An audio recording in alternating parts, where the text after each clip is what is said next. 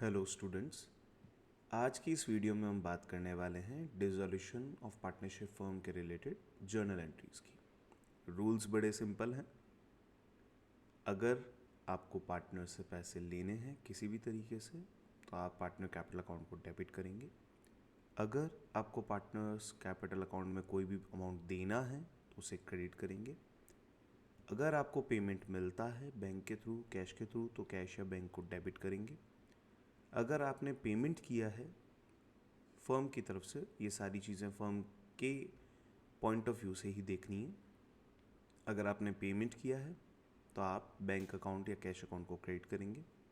अगर आप पार्टनर्स के लोन का रीपेमेंट कर रहे हैं, जो पार्टनर ने लोन दिया है फर्म को उसका रीपेमेंट कर रहे हैं, तो पार्टनर लोन अकाउंट को डेबिट करेंगे।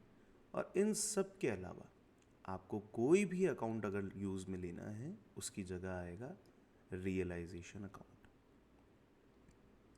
शुरुआत करते हैं हमारे क्वेश्चन की इस बैकग्राउंड के साथ।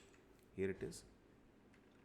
चंदा, तारा, निशा were partner in a firm sharing profit and losses in the ratio of 3:1. They decided to dissolve the firm on 31st March.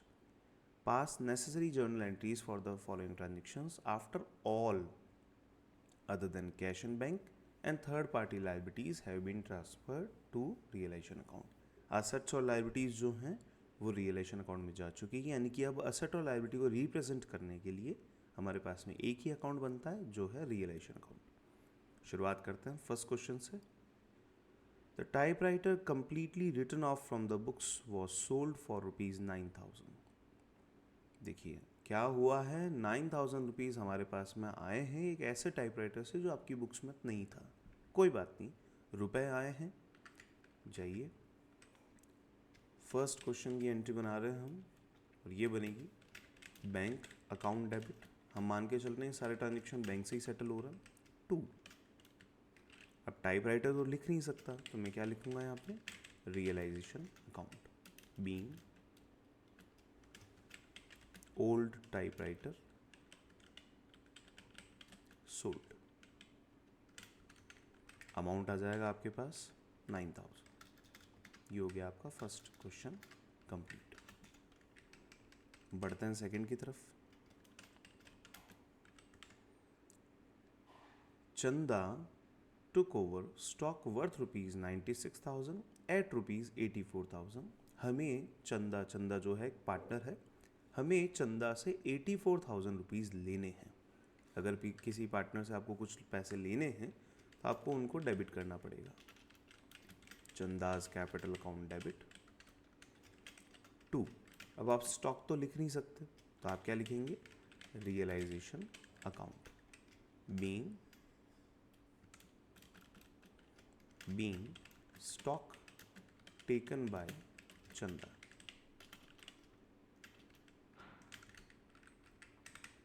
₹84,000 हमें चंदा से लेने हैं। Simple. Third, Nisha was to get remuneration of 42,000 for completing the dissolution process. Nisha को 42,000 rupees देने हैं dissolution process को complete करवाने के लिए एज अ रेम्यूनरेशन। तो कोई भी अमाउंट अगर आपको किसी पार्टनर को देना है तो आप उसे क्रेडिट करेंगे, पार्टनर अकाउंट को क्रेडिट करेंगे। निशाज कैपिटल अकाउंट क्रेडिट, डेबिट किया जाएगा रियलाइजेशन अकाउंट को डेबिट। अमाउंट आ जाएगा आपके पास 42,000।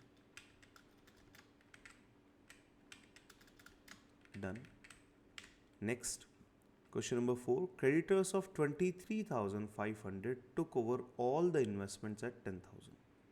क्रेडिटर ने 23,500 में सारे इन्वेस्टमेंट जो भी बनते थे वो 10,000 रुपये की रेट पे ले लिए। Remaining amount was paid to them in cash. तो कितना रिमेनिंग बनता है, 13,500, वो हमने क्रेडिटर को कैश में पे किया है। फोर्थ,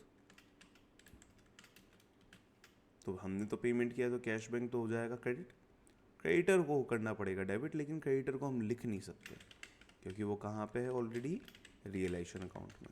तो realisation account debit to bank account. हमें पेमेंट करना है 13,500 का, being remaining creditors paid through bank। ये बाकी बचे क्रेडिटर का सेटलमेंट हो गया। Fifth, sundry creditor amounting to ₹40,000 was settled at a discount of 10%। Creditor है, 10% डिस्काउंट के ऊपर 40,000 के क्रेडिटर का सेटलमेंट हुआ है, यानी कि हमने उन क्रेडिटर को पे किया है 36,000 रुपीज़। आइए टू बैंक अकाउंट, डेबिट 36,000। अब डेबिट में क्या लिखा जाएगा? बैंक अकाउंट तो हो गया है, यहाँ क्रेडिट हो चुका है। डेबिट में लिखा जाएगा realisation account being creditors paid off. Creditor को पेमेंट किया गया 36,000।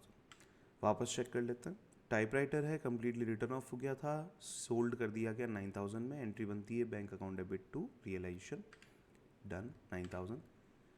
चंदा took over stock worth ₹96,000 at ₹84,000। हमें चंदा से लेने हैं 84,000 रुपीज़, तो Chanda account debit to realisation, done. Third one, Nisha was to get a remuneration of 42,000 for completing the dissolution process. तो निशा को पेमेंट देना है, realisation account debit to Nisha. Narration ज़रूर लिखें, being remuneration provided to Nisha. Fourth, creditor of 23,500 took over all the investment. 10,000 rupees में investment लेके चलेगा। Remaining amount was paid to them in cash. Remaining amount बनता है 13,500, वो कैश में पेमेंट किया है। ये आ गया आपके पास में realisation account debit to bank account मैंने लिखा है, आप ऑब्लिक करके कैश अकाउंट भी लिख सकते हैं। नेक्स्ट, यहाँ कैश पेमेंट का मतलब है कि पेमेंट किया गया है, उन्हें पेमेंट मेड है। Sundry creditor amounting to 40,000 were settled at a discount of 10%। Sundry creditor को पेमेंट किया है तो टू बैंक तो आएगा ही आएगा, 36,000 रुपीज़, और रियलाइजेशन अकाउंट को डेबिट करेंगे। इस तरीके से आप डिसोल्यूशन की एंट्रीज़ को सॉल्व कर सकते हैं। बहुत ही सिंपल ट्रांजेक्शन्स हैं, जहाँ पे आपको केवल और केवल कितने 4 अकाउंट को दिमाग लगाना है। Number 1 partners capital account, number 2 cash oblique bank account, number 3 partners loan account, and number 4 realisation account. Entry को कंप्लीट करने के लिए this is the residue account, जो रियलाइजेशन अकाउंट है वो एंट्री कंप्लीट करने के लिए या तो डेबिट या फिर क्रेडिट में कहीं ना कहीं आ जाएगा, और ये रिप्रेजेंट करता है असेट्स और लायबिलिटीज़ को। Thank you so much for watching this video, keep watching other videos also. अगर आपको लगता है कि ये वीडियो किसी भी स्टूडेंट के काम की है, आप उसे फॉरवर्ड कीजिए, चैनल को सब्सक्राइब कीजिए, लाइक कीजिए और शेयर करते जाए। Thank you so much.